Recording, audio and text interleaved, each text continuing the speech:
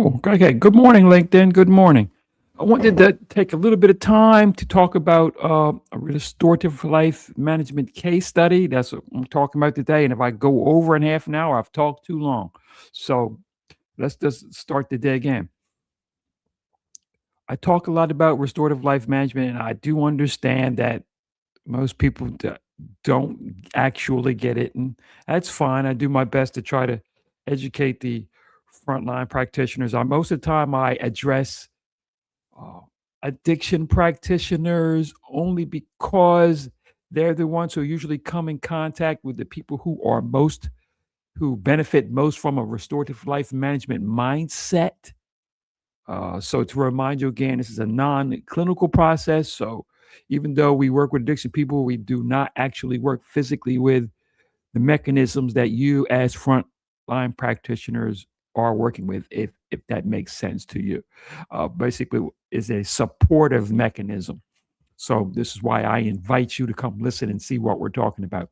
So this is just a real around the edges case study, just to talk some things about the individuals that I'm working with and the mindsets that we're trying to employ. So you know let's move on to the next slide. So, a case study again. I want to talk just a couple of details about who we're dealing with and some of the things that we said and did. We want to talk about the format, how we format the process.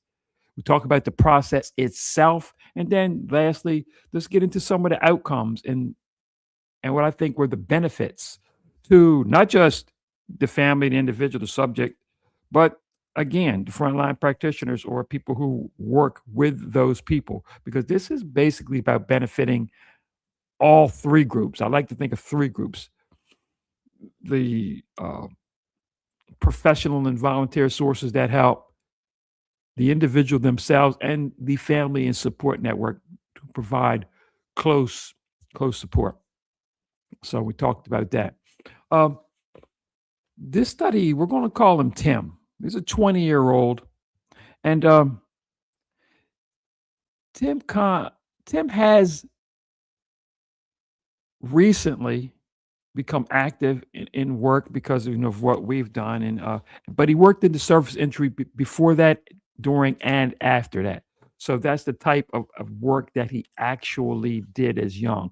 And fortunately for us right now, in the future, we're looking for some getting back into higher education because of the successes that we've had with him. But basically, we're going to say he started off in the service industry while this problem was happening. Tim has been to a drug and alcohol rehab facility twice and basically followed a number of the programs. His parents were able to get him in some of the programs, aftercare programs, and things of that nature. So that part has worked out fairly well. You know, uh, both times, and this is definitely when we caught our put our non-clinical hat on, but both times the problem was had a lot more to do with peer associations than addiction. Both times that really wasn't the biggest problem yet, as we well know, could easily turn into that big problem. For us, what we were working with was basically just changing a mindset. There were some legal ramifications. Uh, just one of the charges of criminal trespass. Um, Nothing really criminally minded. This subject, Tim, really wasn't what I would call a criminally minded environment, but at the same time was, you know, his expanding peer base was running him straight into that. And one of the things we talked about with the family is, seeing that direction coming head on and at all cost avoiding it. So they basically asked us to come in and work and start providing this restorative life management mindset and process in order to veer away from that and stay away from that. And of course, also to what I was telling, magnify the absorption of what you guys are doing, your practitioners, and be able to take more advantage of that. They're paying for and hoping on certain processes to work. And what they were doing with us, with our restorative life management system, was hedging on those bets, tipping the scales. And I thought that that's huge for them, and they understood that explanation. So really turned out to be good. Let's talk about a couple of the other principles in here. We'll call her Connie. May or may not bear a name, but Connie, approximately 46 years old. She was in sales. Sales, I think, of computer equipment. I think, pretty sure it was computer equipment. Um, Husband mechanic contractor, self-employed, and he also did, also had some odd jobs on the side for some things that he had done before, but mostly a contractor, self-employed. That what his father did. That's what he does now. And they don't do too badly. They were able to, come in like a lot of people. They were to come in not rich, but they were to come in and do some things for their job physically, financially. So, and just to estimate their annual income around 140 they were doing together, strapping in, But I say that to say, what type and mindset of people we were looking at. We were looking at people who, really because of, talking to us and talking to their practitioners and you guys, they really wanted to do something to really get out in front of worse trouble. They understood the number of things that they could do to combat um, the immediate problem, but they really wanted to get out in front of it. And they wanted to make sure that everything they were doing in the other realms, in the evidence-based realms, was really grabbing a hold and they were getting their money's worth, and Tim was going to benefit fully from it. So that's how we came in and we helped them step up into that. Um, the format is as usual. The program set up for 3 mindsets is what we work with them, specifically with Tim. The therapeutic comprehension. We took a few of the programs that they were working with his aftercare programs, some of the things that his physician had asked him to do, and we took those programs and we magnified for them, put them down in front of him, and reworked the delivery so he could see and add his own spit into it, as me and Tim like the joke, put his own spit into it and understand exactly what the relevance was, and not just a program to placate the deliverers of the program, and that was important. So we took a lot of the different programs and we put them in digestible format, digestible, repeatable, bite-sized format. And that's what we did. And we didn't rely on just purely the educational aspect of it, but relied on manufacturing the mindset that the practitioners were trying to get across. And sometimes some of the practitioners whose mindset we had to develop, tell Tim this is what their mindset was, even though they didn't express that to them. But that's part of the program. That's part of what we're really doing in the restorative life management. We're basically taking and giving them bite-sized, repeatable uh, snippets of the information that the practitioners are trying to get through to them, and we're making it digestible, understandable, and much more absorbable, you know. And you do this easily, thus through actions, and not necessarily have to actually repeat what the practitioners are saying, because again, totally non-clinical. Even though, my training is registered nurse, into my 40th year now, although semi-retired. But so that's what we did. Secondly, and this one was big, and we in restorative life management, this is one of the huge ones because this is in the process, it's a dual programming. So support network enhancement. What we did was we immediately separated Tim out from his support network. You notice we didn't say we brought them together. We separated them out. They understand that their final mission was going to be the same, but they looked at it and dealt with it in two different lines. So Tim worked the normal program, which we'll get into later, but the support network enhancement program that is done with the main practitioner, the main support unit, which were um, his mother and his father. They started off the support network enhancement group. And we started with them right away, just like we do Tim. We'll get into the first 48 hours later. But they start right away building a new mental perspective to what support is and how it functions for Tim. And it was their job to help build that network working directly with us. So we'll get a little bit into that process later. But suffice to say, it had a lot to do with basically for them, we used a weekly cadence, but bringing on a new member, orienting a new member, and adding them to the calls. And each time these members come on, remember in this support network enhancement phase, they really do not dwell, learn, or understand anything about Tim's legal or substance abuse problems. That's not the issue here. What they were looking for is a pattern of improvement, a pattern of dedication, okay, a pattern of direction. They were looking to see those patterns come to life. And that is what the people in that enhanced support network's job really was, in order to create that foxhole mentality. We talk about that all the time. So that was the second thing we wanted to do.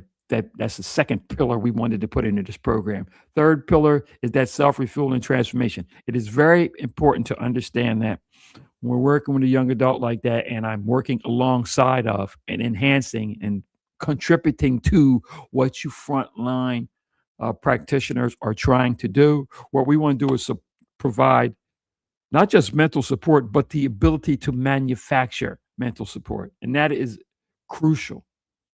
The ability to manufacture mental support, because there's no amount of learning of facts that can pull you through the inertia of real life events. Is that true for everyone? No. Is it true that that approach and that mindset can help everyone? Yes. Everyone, some people will obviously get through with the teaching you're doing, but some people need an extra enhancement to that. And that's what the self-refueling transformation is for. We'll get into that a little bit in process. But that was a thing that was most important, that we create and install that ability right away. Had to be created and installed. So you take those three things together, and that's what we were working with. So we've covered Tim. Tim set for the programming. We'll get ready for process. Okay, and we've got the mother and the father, in this case, prepared for their process. It doesn't necessarily have to be mother and father, too. It could be anyone who is of a mentoring, supportive nature in order to start this process and help monitor and help, usher in this process. So it could be any of them. Format, just the delivery. Now, the delivery is basically the mindsets that we put into the delivery of the program. Agency and ownership principles. We take them very strictly from a couple of sets of information, and we deliver them systematically, repeatedly, in order to build a base of agency and ownership. The development and the growth of agency and ownership with anything else takes time, and that's going to have a lot to do with the perspective and the insight of the individual that we're dealing with and level of maturity. But we can accelerate that process if we lay down a track and a mindset in order to develop it and strengthen it. We can accelerate that process. You're going to get a lot stronger actually doing a regimented weightlifting program or running program for your runner than you'll do if you just go out every now and then. So what we do is we create a regimented learning process that builds the strength now during the program, but also sets a precedent for continued strength building. Communication principles. Very simple communication principles. But one of the most important things we do, of course, there's taking in information, there's putting out information. But very important is communication in the form of expression, in the form of what the young person, what Tim would deliver to the world on his own behalf. Very important. That communication is extremely important. And that's one of the things that we really focus on, being able to understand that you need to develop that, then understand that it's something you need to deliver. And then later on through the program, we work out their particular personal methods of delivery. One of the things I don't have in this is just the principles of it. So sometime I'll initiate that. But being able to customize an ability for them to put out their communication, express themselves, not just physically, but mentally and contributively, if I can use that as a word. Okay. Organization and planning.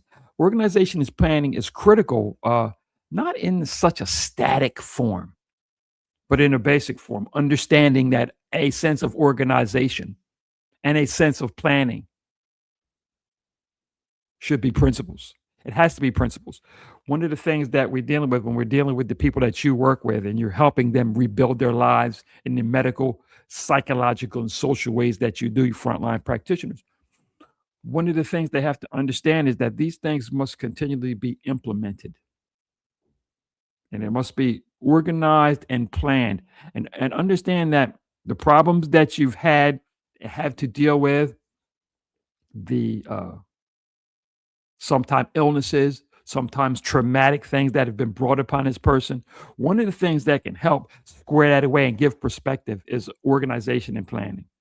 As boring as it sounds, in this program, we do not affix ourselves so much on the exact organization planning method, although we do suggest one, but it's flexible. But just understanding that it has to be implemented, and and we can customize how we implement that. With Tim, we did that. We customized how he wanted to see organization and planning, and then we allowed him to implement that. So we gave him a customization and then an implementation on something he worked with. Okay, and then practical preparation skills. The biggest thing is how to deal with uh, real life events, how to deal with the inertia of life, how to deal with the systems that look to deter their growth and erode their system. It's not a matter of being paranoid, but it's a matter of understanding that in life and in this life, especially if you've had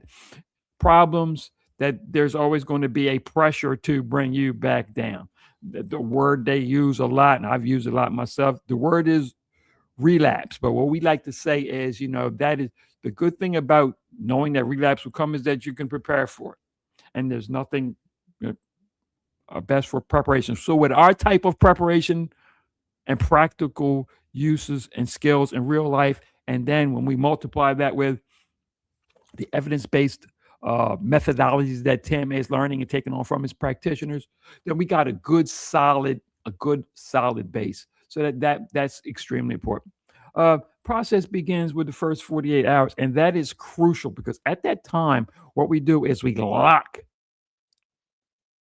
our group into place.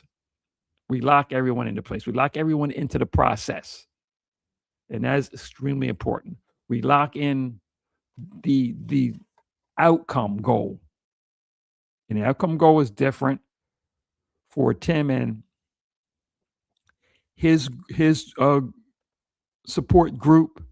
His outcome process was to be a clear and practical and straight thinker and decision maker. That was what we were basically shooting for, and the ability to be able to say, "Hey, this is," and label himself as that, and label the support network as how they now deliver support separately from the emotional support, but how they can deliver physical support. So that was the big thing for him. And did the family hit that goal successfully? I like to say at the end that we did, and they were happy with that. But so the 48 hours, we initiate process. We tell about how it's going to be delivered. We talk about the goal. We complete interviews with that. We completed some interviews with that, and that helped to bring everybody on the same page. The same page is critical in restorative life management movement. The same page is extremely critical. Um, Initiating the support network enhancement is really easy to do, but we needed to let the support unit know that the main part about the support unit is it needed to be from its inception. It needed to be growth minded. It needed to understand it is a living organism. It's a growing organism, the support network. Okay, it's not static, it's growing. Not so much in knowledge, but for the type of support and how it can be escalated into more people. In the program we did with Tim's support group, I think we did 12. Um, that was pretty. That's how we did that. We went 12 deep, and not all, definitely not all family members and friends we reached out to. I think they ended up getting uh, city councilman, law enforcement person involved. It wasn't necessarily to bring in just people who loved and cared emotionally. In this support network enhancement methodology, we can bring in a people that garner respect through and/or their uh, willing to help, their willingness to help, their position, you know, what they represent, government, law enforcement. We brought those in with those, and it worked out really quite well. Um, Delivered in 3 phases, and for Tim's group, worked out very well for them. The inceptive phase was mostly putting in place the agency and ownership protocols and mindset. That was important. First 30 days, really heavy on that, minoring in building and planning and organization.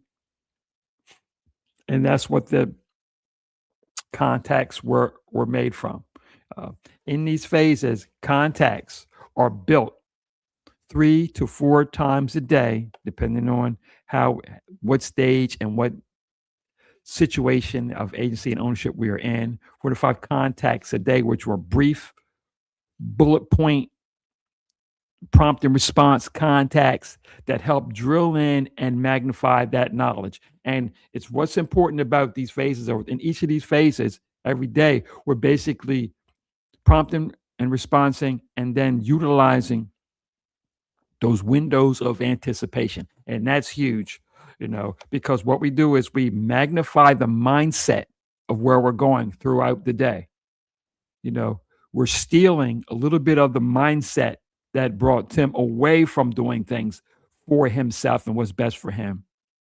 And we steal back those times and those moments and that focus, and we focus it back on what we need to do. And that is one of the biggest things that helps the evidence-based track, just bringing back to focus what we're really trying to do. So we keep that in focus top of mind pretty much most of the day. Whereas before most evidence-based treatments, you're just dealing with the times you're talking to them and the information you've given, hoping that they're digesting of the day. What we do is we continue to reverberate, highlight that messaging.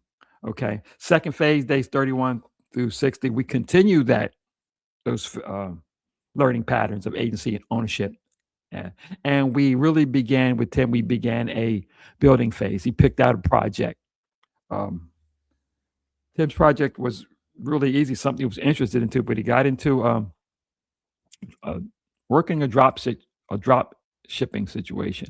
Whatever the project is, we're good with that. We can work around it and help them build it. But it's basically now creating goals, action goals, implementation, about just learning how to relearning how to take a situation from nothing and produce it into something. And one of the best ways to do that is an entrepreneurial mindset, because it allows for planning really, and you can see results very good. We could use volunteer situations. We've done that before. It works well too. But either one of the situations. So we build a planning thing. So day 31 through 60, that is uh, also involved in the 4 times daily meetings. And these meetings, when we get to the end of this, let me do preparation phase. Preparation phase is the same thing. We bring all 3 of those things together and plan on a post-program 30-day period that works away from what we do, where Tim has provided the planning, the execution, okay, the subject matter, all of that, the accountability, that we use in the program, Tim has planned that, and the support network has, still involved in it, so he's taken over the program, in other words, because the whole point is to create a new mindset and life management system. So that by the time he took over the program, which was great and exactly where we wanted to be. Process, let's say, uh, you in the program debrief, and that's important because in the program debrief, the whole thing about this restorative life management, the most important thing is it's a system built on non-dependency. It's a system built on direction and focus and being able to implement that. So we don't. It's not based on education. We're getting plenty of education, knowledge, and facts from our evidence-based partners. So we don't need to repeat what good professionals are giving out. We do need to give them, and I give Tim and his support network a way to constantly recycle that information, though, and use that information. So in itself, that's what the post-program initiation does. We come in now, we support and debrief the support network on what their future is in this endeavor, because the support is never, there's no need to ever withdraw support in certain ways. So we debrief them on how to continue their support. Okay. And just generally go over where they're at with the program goal and direction plan. And have we not created a sustainable pattern, action pattern? That's very important. Um, Expectations and outcomes, extremely important. Um, the first thing is a real stress-free goal recognition and process. A goal recognition process, stress-free, automatic, intuitive. We can do that through that 90-day period of just layering on a customized way to see, evaluate, and act. Okay. Boiling down to a life management system is what it is.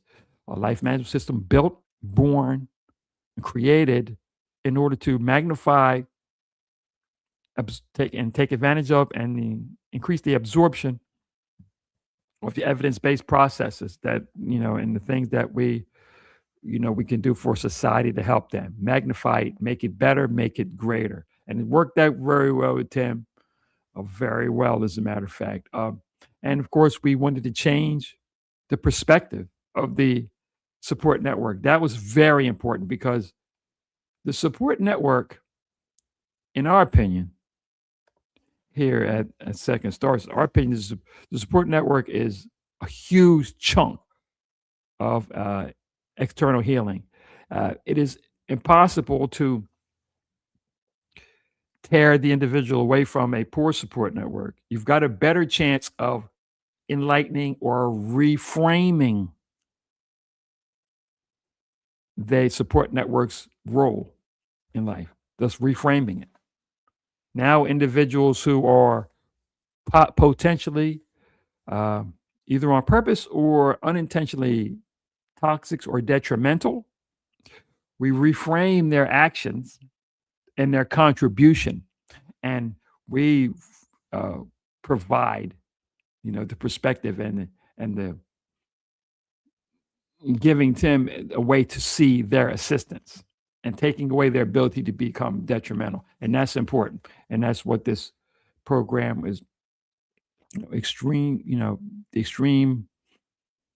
I say our goal is to really enhance everything about what's going on, but mostly provide a physical implementation of a mindset that takes advantage of all evidence-based tools and treatment, takes advantage of a support network, and fully takes advantage of the potential, Tim's potential, and really allows him to do it. And we don't do it in a hackish sort of way. That's most important. Is the whole time Tim and the family are understanding exactly what we're doing, and why we're doing it, and that's what it is. So that's just a quick, not too comprehensive, getting into the actual nuts and bolts of each part of the daily implementation of it, but just giving an overview of what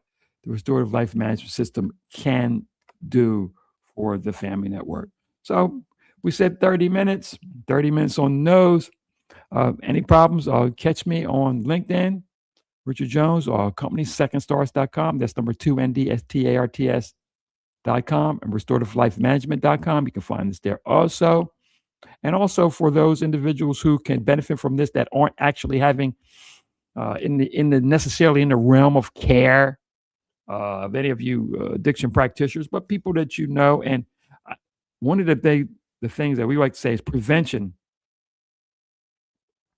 Prevention is everything. So anyone, even we have a Kingmaker program, which basically delivers the same type of program to individuals who are not necessarily dealing with correctional and or substance use problems, but still are needing a way to bolster themselves, find direction, create a system that magnifies their life. Kingmaker program, also kingmaker.com. You can find this there also. So again, thank you to my LinkedIn friends. And next week we'll have another title, vacillating between that, but we'll send out some invitations. So thank you very much and have a great day.